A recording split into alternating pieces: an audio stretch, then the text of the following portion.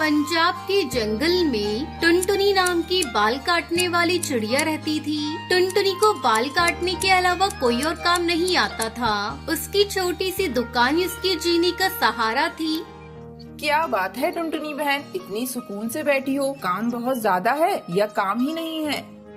काम कहाँ है लूसी बहन, आपके जैसे 2-4 बड़े लोग ही 2-3 महीने में एक बार आते हैं। काम नहीं है, कुछ नहीं है। हालात बहुत खराब हैं। आजकल के बच्चे और नौजवान पक्षी बड़े स्टाइल में आ गए हैं, इसलिए टुनटुनी जैसे सस्ते बाल काटने वाली के पास भटक कर भी नहीं देखते हैं। तब तक आप लोग कमेंट पे बताएं 67 into 2 कितने होते हैं।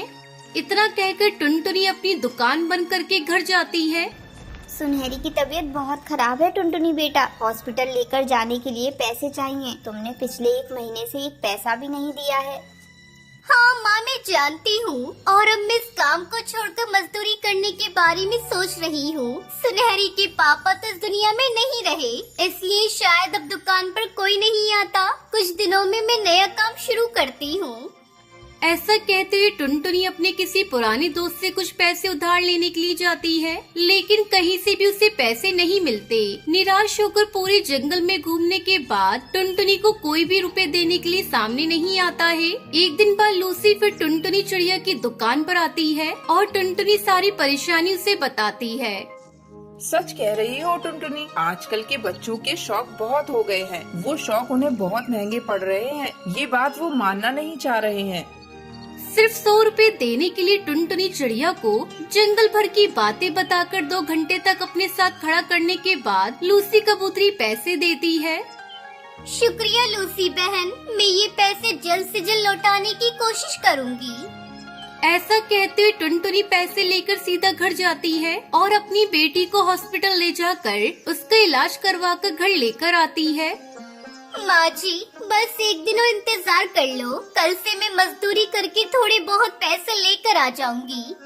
अगले दिन से टुनटुनी चिड़िया मजदूरी करने के लिए जाती है। कैंची और कंघी पकड़ने वाली टुनटुनी ईंट और पत्थर उठाने के लिए बहुत मेहनत करती है। जंगल के पक्षी देखने वाले उससे कहते हैं, तुम्हें इतनी मेहनत करने की क्या जरूरत पड़ रही है टुनटुनी बिटिया? तुम तो आराम से फैन के नीचे कैंची पकड़कर काम करने वाली हो। काका, सारे गांव वाले पक्षी शहर के जंगल में जा रहे हैं। अब मेरे पास ये काम करने के अलावा और कोई काम नहीं बचा है। ऐसा कहते हुए टुनटुनी चिड़िया चुपचाप अपना काम करती है। टुनटुनी चिड़िया मेहनत मजदूरी करके अपना घर संभाल लेती है, लेकिन उस गांव में बाहर जाकर अपने बाल कटाने वाले सभी नौजवान पक्षी एक एक करके बीमार होने लगते हैं और वो डॉक्टर के पास जाने लगते हैं। लगता है तुम्हारी नाई सफाई से काम नहीं करता है, इसलिए तुम सबकी ये हालत है। तुम लोग शहर जाकर केमिकल यूज कर रहे हो, तभी तुम सब बीमार हो गए हो। टुनटुनी से क्यों नहीं कटवाते अपने बाल? हाँ, वो अच्छे से करता है, लेकिन उनके पास कौन जाता है? उन्हें आजकल के स्टाइल के बारे में कुछ भी पता नहीं है। तुम्हारे इस आजकल के स्टाइल ने ही तुम्हारी ये हालत की है। अगर ये चलता रहा तो बहुत जल्द तुम्हारे सारे के सारे बाल झड़ जाएंगे। इसलिए किसी अच्छे नाई या फिर टुनटुनी चिड़िया के पास लौट जाओ। डॉक्टर की बात सुनते ही एक एक करके सभी पक्षी टुनटुनी चिड़िया के पास लौटने लगते हैं, लेकिन वो अपनी दुकान में नहीं थी, जंगल में कहीं मजदूरी कर रही थी। तुम यहाँ पर क्या कर रही हो मेरी बहन? तुम्हारी दुकान के पास भीड़ लगी है और मैं तुम्हें पूरे जंगल में ढूंढ रही हूँ। मेरी दुकान के बाहर किस बात की भीड़ लगी है पिंकी? पिंकी चिड़िया से ज्यादा सवाल जवाब किए बिना दुकान के पास लेकर जाती है। वहाँ पर पक्षियों को देखकर टुनटुनी चिड़िया सच में बहुत खुश होती है। अरे टुनटुनी बहन, तुम बहुत सफाई से बाल काटती हो। अब जल्दी से अपनी दुकान खोलो और जल्दी से मेरे बाल काट दो। हाँ बंटी भैया, मैं अभी खोलती हूँ दुकान और अच्छे से आपके बालों की कटिंग कर देती हूँ। फिर एक एक करके सभी पक्षी टुनटुनी चिड़िया से बाल कटवाते हैं। उसके बाद टुनटुनी चिड़िया अपने परिवार के साथ खुशी खुशी रहने लगती है।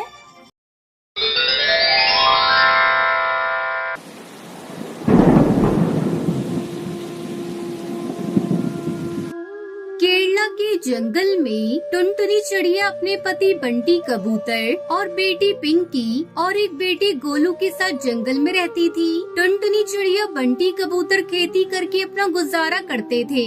बंटी कबूतर अपने खेत में हर प्रकार की सब्जियां और फसल उगाया करता था और उन्हें शहर की मंडी में अच्छे दामों पर बेच देता था। अजी सुनते हो जी, इस बार धान की फसल तो बहुत अच्छी हुई है। जल्द से जल्द इसे शहर ले जाकर बेच दो। बारिश का क्या भरोसा, बिन मौसम भी बारिश होने लगती है। तुम ठीक कहती हो, जल्द ही मैं अपनी फसल को ले जाकर शहर की मंडी में बेच दूंगा। तुम चिंता मत करो, बस बच्चों पर ध्यान दो। तब तक आप लोग कमेंट पे बताएं 39 + 25 कितने होते हैं। और उसका पति धान की फसल काट कर खेत में ही छोड़ देता है और खाली खेत में सब्जियों की बुआई करने लगता है। इसी तरह कुछ दिन गुजर जाते हैं। एक दिन गांव का कालू किसान उनके पास आता है। बंटी, अरे ओ बंटी, कहाँ हो भाई? जल्दी घोंसले से बाहर आओ, मुझे तुमसे जरूरी बात करनी है। क्या बात है कालू भाई, कौन सा जरूरी काम है? बताओ, मैं उसे पूरा करने की कोशिश करूंगा। बंटी भाई, बस आपसे यही कहना था, अपनी फसल के साथ मेरी भी फसल शहर में बेच देना। ठीक है कालू भाई, मैं 1-2 दिन में अपनी फसल बेचने जाऊंगा तो तुम्हारी भी फसल बेच दूंगा। कालू कौवा वहाँ से जाने लगता है। तभी टुनटुनी वहाँ आ जाती है और कालू से कहती है, अरे कालू भैया बैठिए, मैं अभी आपको ठंडा ठंडा तरबूज का शरबत पिलाती हूँ। गर्मी बहुत है। नहीं बहन, फिर कभी आकर शरबत पीऊंगा। ऐसा कहकर कालू किसान वहाँ से चला जाता है। रात को जब सभी सो रहे थे तभी अचानक बिजली कड़कने लगती है और बारिश शुरू हो जाती है। अब क्या होगा जी, हमारी सारी फसल खेत में पड़ी है, सब भीग जाएगी। अरे पगली, तू चिंता मत कर, अभी बारिश रुक जाएगी। देख, बादल जा रहे हैं। दोनों पति पत्नी काफी देर तक बारिश रुकने का इंतजार करते हैं, लेकिन बारिश होती ही जा रही थी। रात भर जोरों से बारिश होती रही। सुबह जब बारिश रुकी तो बंटी कबूतर टुनटुनी चिड़िया अपने खेत पर जाते हैं। वहाँ का नजारा देखकर दोनों पति पत्नी जोर जोर से रोने लगते हैं। सारे खेत में पानी भर गया था और उनकी फसल पूरी तरह से पानी में डूब चुकी थी। हे भगवान, ये तूने क्या कर डाला? सारी फसल बर्बाद हो गई। पता नहीं हमारी फसल को किसकी नजर लग गई।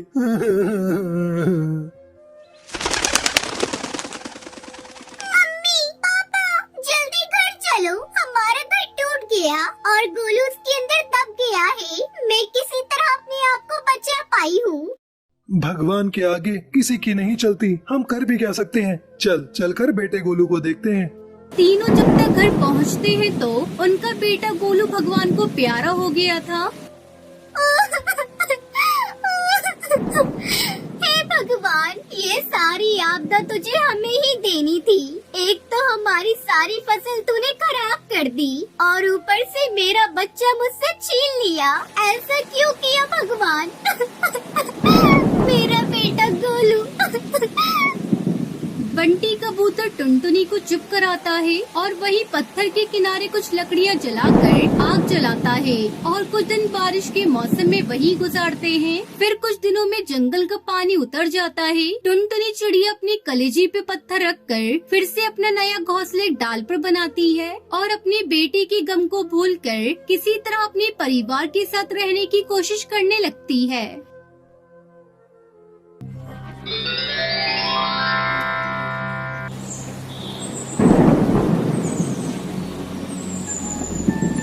उत्तराखंड के जंगल में टुनटुनी चिड़िया अपने 2 बच्चों के साथ रहती थी। उसका पति बंटी कबूतर हीरे की खदान में काम करता था। एक दिन वो अपनी पत्नी टुनटुनी से कहता है, टुनटुनी, आज मेरी तबीयत कुछ ठीक नहीं लग रही है। आज मैं जल्दी घर आ जाऊंगा। जब आपकी तबीयत ठीक नहीं है तो हीरे की खदान में काम करने क्यों जा रहे हो? वैसे भी वहाँ सांस लेना मुश्किल है। कालू सेठ से आज छुट्टी ले लो। नहीं टुनटुनी, तुम्हें पता नहीं है सेठ कितना खड़ूस है। एक दिन नहीं गया तो पूरे महीने का पगार काट लेगा। इसी शर्त पर तो उसने मुझे नौकरी दी थी। तब तक आप लोग कमेंट पे बताएं कि आपको पता है लाल किला कहाँ पर है। ऐसा कहकर बंटी कबूतर कालू सेठ की हीरे की खदान में काम करने चला जाता है। बंटी कबूतर खदान में जाकर हीरे ढूंढने लगता है और खुदाई करने लगता है। हीरे की खदान में खुदाई करते करते वो बेहोश होकर नीचे गिर जाता है और फिर नहीं उठता। शाम तक बंटी कबूतर घर नहीं आया तो टुनटुनी चिड़िया को उसकी चिंता सताने लगी। बच्चों, अभी तक तुम्हारे पापा घर नहीं आए। मैं तुम्हारे पापा को देखने जा रही हूँ। रात होने को आ रही है। ठीक है माँ, तुम जाओ, मैं टुन्नू का ध्यान रखूंगी। टुनटुनी सीधा कालू सेठ के पास जाती है। सेठ जी, अभी तक मेरे पति घर नहीं आए। सुबह उनकी तबीयत भी ठीक नहीं थी। अरे मैं क्या जानूँ तेरा पति कहाँ है? कम बखत ने अभी तक एक भी हीरा ढूंढ कर नहीं निकाला और बिना काम किए तनख्वाह पर तनख्वाह चाहिए बस। ऐसी खरी खोटी बातें सुनकर टुनटुनी परेशान हो जाती है। वो सोचने लगती है, आखिर सुनहरी के पापू गए तो कहाँ गए? टुनटुनी अपने पति को ढूंढने लगती है और उसी खदान के अंदर पहुंचती है और वहाँ बंटी जमीन पर पड़ा मिलता है। उसके पास एक नीला हीरा पड़ा था। वो बहुत तेज चमक रहा था। हाय रब्बा, ये क्या हो गया आपको? आंखें खोलिए। आंखें खोलिए बंटी जी, आंखें खोलिए। बंटी का पूरा शरीर ठंडा पड़ चुका था। अब मेरे बच्चों का क्या होगा? कहा था मत जाओ हीरे की खदान में, लेकिन तुमने मेरी एक न सुनी। टुनटुनी रोती हुई घर आती है और साथ में वो जादुई नीलम हीरा अपने साथ ले आती है। उसकी दुनिया उजड़ चुकी थी। बच्चे भी पिता की मौत की खबर सुनकर रोने लगते हैं। कई दिन इसी तरह बीत जाते हैं। घर में चूल्हा तक नहीं जला था। मम्मी, भूख लगी है, कुछ खाने को दो ना। दुखी टुनटुनी कालू सेठ के पास इस उम्मीद से जाती है कि कभी बंटी की तनख्वाह उसे मिल जाए ताकि कुछ दिन तक तो उसको सहारा लग सके। क्या रे, तेरे पति ने जो मेरा नुकसान किया है उसकी भरपाई कौन करेगा? उसने मेरे पूरे 2 महीने बर्बाद किए और मुफ्त की तनख्वाह ली। तू भाग जा यहाँ से, नहीं तो तुझे भी मैं खदान के काम पर लगा दूंगा। ठीक है सेठ जी, मैं आपकी खदान में काम कर लूंगी, पर मेरे बच्चे कई दिनों से भूखे हैं। कुछ मेरे पति के पैसे मिल जाते तो मैं उन्हें भोजन करवा देती। फिर मैं आपके लिए हीरा खदान में काम कर लूंगी। ठीक है, ये ले 10 रुपए और इस महीने मुझे हीरा जरूर चाहिए, वरना मैं तेरा घर तुझसे छीन लूंगा। टुनटुनी चिड़िया उदास मन से भोजन लेकर घर जाती है और अपने बच्चों को बुलाती है। सुनहरी और टुन्नू, जल्दी इधर आओ, मैं तुम लोगों के लिए भोजन लेकर आई हूँ। माँ की आवाज सुनकर बच्चे भागकर बाहर आते हैं। दोनों बच्चे खाना खाने लगते हैं और टुनटुनी की नजर उस चमकीले हीरे पर जाती है। काश हमारी किस्मत भी इस हीरे की तरह चमक जाए।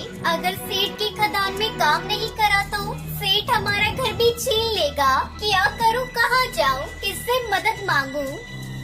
डर के मारे टुनटुनी कालू सेठ के घर नहीं जाती और उस चमकीले हीरे को अपने आंगन में अपनी पति की याद में मिट्टी में दबा देती है। मैं इस हीरे को बेचकर अपने खाने का गुजारा कर सकती थी, लेकिन कालू सेठ को पता चला तो वो मुझे जिंदा मार देगा। अगले दिन जब टुनटुनी अपने घर के आंगन में निकलती है तो उसके आश्चर्य का ठिकाना नहीं रहता। पूरे आंगन में हीरे की फसल उगी हुई थी। चारों ओर हरे भरे पेड़ पर नीले चमकते हीरे दिखाई दे रहे थे। ये देखकर टुनटुनी खुश हो जाती है और वो जल्दी जल्दी हीरो को तोड़कर बाजार में बेचने चली जाती है। अब उसका पहले से भी ज्यादा बड़ा घर था और घर में खाने पीने की कोई कमी नहीं होती। इस तरह टुनटुनी हीरे की खेती करके खुशी खुशी अपने बच्चों के साथ रहने लगती है।